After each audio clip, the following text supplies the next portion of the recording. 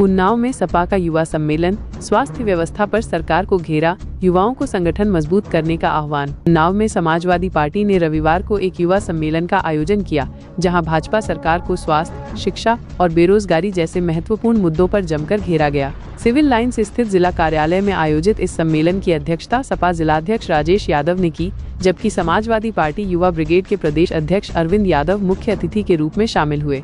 कार्यक्रम की शुरुआत में कार्यकर्ताओं ने भाजपा सरकार के खिलाफ जोरदार नारेबाजी की। अरविंद यादव ने विशेष रूप से प्रदेश की स्वास्थ्य व्यवस्था पर सवाल उठाए। आरोप लगाया कि सरकारी अस्पतालों में दवाएं नहीं मिलती, डॉक्टर समय पर नहीं बैठते और एम्बुलेंस सेवा पूरी तरह से विफल है। उन्होंने पुरानी एम्बुलेंस को न बदले जाने और ग्रामीण क्षेत्रों में एम्बुलेंस के घंटों में पहुंचने पर भी चिंता व्यक्त की। इस दौरान उन्होंने समाजवादी सरकार के कार्यकाल की स्वास्थ्य सेवाओं की सराहना की। सपा जिलाध्यक्ष राजेश यादव ने युवाओं की भागीदारी को संगठन की मजबूती के लिए आवश्यक बताया और भाजपा पर जनता को केवल सपने दिखाने का आरोप लगाया। सम्मेलन में आगामी विधानसभा चुनावों की रणनीति, बूथ स्तर पर कार्यकर्ताओं की तैनाती और सोशल मीडिया के माध्यम से पार्टी की नीतियों को आम जन तक पहुंचाने की विशेष योजना पर भी चर्चा की गई। कार्यक्रम के अंत में सभी कार्यकर्ताओं ने भाजपा की नीतियों का विरोध करने और समाजवादी विचारधारा को जन जन तक पहुँचाने का संकल्प लिया। सम्मेलन एवं प्रशिक्षण कार्यक्रम था। इस कार्यक्रम में हम लोग उपस्थित हुए। उपस्थित होकर के समाजवादी जनसभा के सभी नौजवान आए थे। उन नौजवानों के साथ बैठा गया।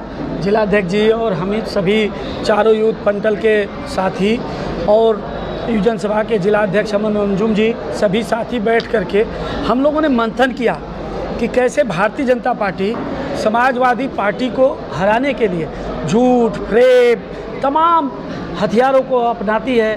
वोटर लिस्ट से नाम काटती है, बूथों पे बूथ मैनेजमेंट करके समाजवादी पार्टी के लोगों को हराने का काम करती है।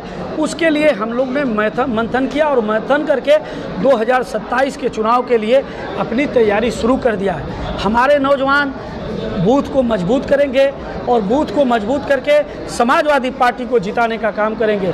माननीय अखिलेश यादव जी के संदेश को लेकर के संदेश दूत बन करके बूथों पे जाएंगे, बूथ पे गलियों में घूमेंगे, पीड़ित समाज के लोगों के बीच में जाएंगे, गरीबों के, शोषितों के, पीड़ितों के बीच में जाएंगे और जा कर के उनसे अपनी बात को कहेंगे, उनको बताने का काम करेंगे कि कैसे भारतीय जनता पार्टी ने आपके रोजगार को मारा है, किस तरह से वादा किया कि साल में 2 करोड़ रोजगार देंगे, कोई रोजगार नहीं दिया। उन्होंने वादा किया कि काला धन आएगा और हर घर में 15 लाख रुपया जाएगा, हर आदमी के खाते में 15 लाख जाएगा, कहीं नहीं गया। उन लोगों ने जो भी वादा किया सारा वादा झूठा निकला और झूठा बहका करके जनता से वोट लेने का काम किया।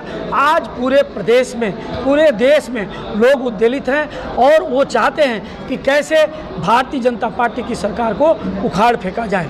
तो बता रहे हैं जब घर में घुस के मार रहे हैं, भारत बदल गया, घर में घुस के मारता है। अभी देखिए ये ऐसे ही कहते हैं, वो घर में घुस के मारे कि हमारे देश के वीर सैनिक जो शहीद हुए, जो हमारे सैनिक हैं वो घुस के मारे। ये तो हमारी देश की शक्ति है। जब भी हमारी देश की शक्ति, देश पे कोई आक्रमण हुआ, वो कोई किसी देश ने आक्रमण किया तो हमारे देश के शहीद, हमारे देश के सैनिकों ने अपने पराक्रम को दिखा करके, अपने सेना के पराक्रम को दिखा करके और विरोधी देश को मारने का काम किया, उसे भगाने का काम किया।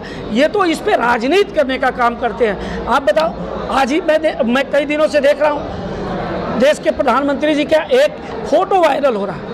उसमें देखे होंगे कि सेना की वर्दी पहने हैं, वो हेलमेट लिए हैं और कैसे लग रहा है कि वही फाइटर प्लेन चलाते हैं। वो उनका काम नहीं ना फाइटर प्लेन चलाना, उनको क्यों वर्दी पहना दिया? तो ये तो उनका बस एक काम है कि मैं सेना के पराक्रम को हाईजैक करके, सेना के पराक्रम को भारतीय जनता पार्टी के लोग हाईजैक करके और जनता से उनको अपनी उपलब्धि बता करके वोट कैसे मिल जाए, वोट के लिए केवल राजनीति करते हैं। काम भी तो बता रहे हैं, वो कर रहे हैं। अभी मेट्रो का उद्घाटन नहीं, कौन सा कानपुर में मेट्रो का उसकी शुरुआत किसने किया था? डीपीआर किसने बनाया था? मेट्रो का डीपीआर किसने बनाया था? उसमें उसी भारतीय जनता पार्टी की जब दिल्ली में सरकार थी और उनके जो केंद्रीय मंत्री थे वहाँ आए हुए थे और माननीय अखिलेश यादव जी मुख्यमंत्री थे और उन्होंने उद्घाटन किया था। आप बताओ, वो तो नाम बदलने का काम करते हैं। आप केवल एक बात का एनालिसिस करो, एक बात का एनालिसिस करो कि उत्तर प्रदेश में 22 महीने में एक्सप्रेस हुए, 2 साल में मेट्रो, लखनऊ में 2 साल में मेट्रो और पूरे प्रदेश को जो उन्होंने स्ट्रक्चर दिया, उस स्ट्रक्चर को आज तक भारतीय जनता पार्टी पूरा नहीं कर पाई। आप कैंसर संस्थान देख लो, कितनी बड़ी योजना है। आप पत्रकार हैं, मैं ये बहुत भाव के साथ, मतलब आत्मा से ये बात कर रहा हूँ कि कैंसर संस्थान जो लखनऊ में बना है, उस कैंसर संस्थान को अगर भारतीय जनता पार्टी ने ठीक से चलाया होता तो राजीव गांधी कैंसर संस्थान जो दिल्ली में है या टाटा कैंसर संस्थान जो मुंबई में है, हमारे उत्तर प्रदेश के लोगों को वहाँ जाना नहीं पड़ता, यहीं अच्छे से इलाज हो जाता। और माननीय अखिलेश यादव जी की एक सोच थी कि कैंसर मार देता है। भाषा में पीएम ने कहा है कि अब ब्रजेश पाठक जी की बात न करो, मैं उनको जानता हूँ, छात्र संघ के अध्यक्ष रहे और क्या क्या कौन कौन कर्म किए। अब ये मुझसे न कहो आप कौन कौन कर्म किए और कौन कौन कर्म करके आज उनको तो क्या बनाया, भारतीय जनता पार्टी ने उनको क्या बनाया, उनको बनाया उप मुख्यमंत्री। और किस लिए बनाया कि दिल्ली वाले और उत्तर प्रदेश वाले आपस में लड़ते रहे, तो लड़ाई में सफल नहीं हो पा रहे हैं, तो उल्टा सीधा यही बोलते हैं, उल्टा सीधा बोलेंगे और कोई समाजवादी पार्टी का कुछ बोल देगा तो उनकी भावना आहत हो जाएगी और दूसरे का वो टेस्ट करेंगे। हम इस सब बातों में कतई नहीं पड़ना चाहते हैं। समाजवादी पार्टी के लोग इस बात पे बहस नहीं, एक मिनट, इस बात पे बहस ही नहीं करना चाहते हैं। समाजवादी पार्टी के लोग चाहते हैं कि कैसे जो एम्बुलेंस है 108 जो एम्बुलेंस है वो एम्बुलेंस कैसे नहीं हो, कैसे किसी को तुरंत मिले, कैसे कोई किसी को मरीज को ले जाना हो तो एम्बुलेंस खराब ना हो, वो एम्बुलेंस हमको मिले और हमको ले जाके हॉस्पिटल में भर्ती कराए। हम तो ये चाहते हैं।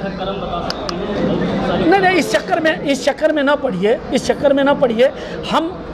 हम लोग राजनीति को दूसरे दिशा में नहीं ले जाना चाहते हैं। जो दूसरे दिशा में भारतीय जनता पार्टी ले जा करके और फालतू का बहस करा करके वो चाहते हैं कि कैसे उनके जो स्वास्थ्य विभाग के कार्य हैं वो ढक जाए, उस पर हम जाना ही नहीं चाहते हैं। हम उनके स्वास्थ्य विभाग की जो कमी है, हम विपक्ष में हैं, उसको गिनाएंगे, वही बात करेंगे, वो कितना कहेंगे कि ये कहीं और बताएंगे, वो अपना काम नहीं पूरा कर पाएंगे तो फ्रस्ट्रेट होकर कुछ बोलेंगे।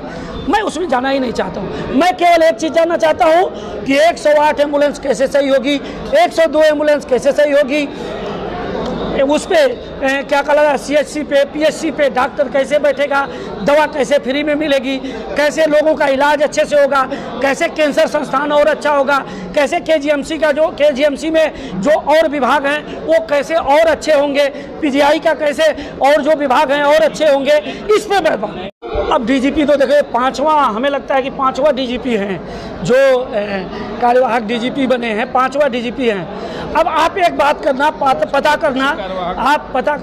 एक बार पता कर लेना कि पूछ लेना, कोई भारतीय जनता पार्टी का मिल जाए तो उसे पूछ लेना कि ये DGP यूपी वाले मुख्यमंत्री जी का है कि जो यूपी को चलाने वाले 2-3 मुख्यमंत्री दिल्ली में बैठे हैं उनका है। थोड़ा ये पता कर लेना। मैं आपसे चाहता हूँ कि आप जरूर ये सवाल करना और उनसे जवाब लेना कि ये किसका DGP है।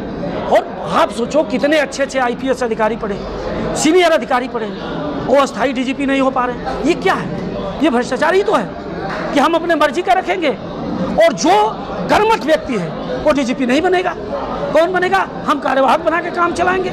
जैसे क्या होगा कि जैसे किसी जिले में, ये तो वही हाल हुआ ना, किसी जिले में एडिशनल SP है और किसी जिले में SP है, तो SP को चार्ज नहीं देंगे, उसको कहीं सेंट्री में डाले रहेंगे, SP को चार्ज दे देंगे। कहीं SO थाने पे इंस्पेक्टर है तो इंस्पेक्टर को चार्ज नहीं देंगे, सब इंस्पेक्टर से काम चलाएंगे। यही तो काम करे भारतीय जनता पार्टी। कैसे पुलिस उनके हथकंडे में फंसी रहे। हमें क्या बताने की जरूरत है? आप पता कर लो कितने वहाँ लोग हैं अच्छे, उनको पता करो। हम क्यों बताएं? हम बताएंगे तो उसको बनाएंगे थोड़े।